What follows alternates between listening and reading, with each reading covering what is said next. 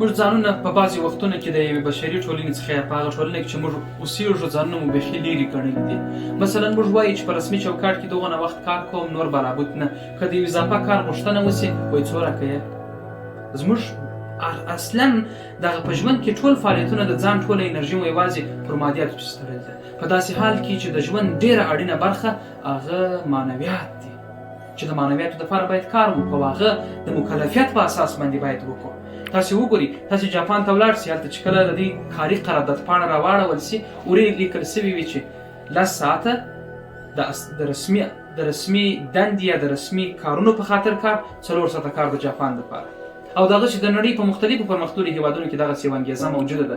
موږ خو مسلمانه ټولنه یو، که د ځان هیواد او ټولنې دپاره هم کار وکړي، الله عزوجل اجرونه درکوي، ثوابونه درکوي، او په بل ځای کې به مو د خپلې ټولنې ارتقا پورته کړی وي او د هغه دپاره مو کار کړی وي. راځئ یو څه کار د رسمیاتو دپاره، یو څه کار د ځان دپاره، یو څه کار د ټولنې او خدای دپاره وکړو، تر څو موږ تاسې بیا په دواړو دنیاو کې ګټه کړې وي. السلام علیکم.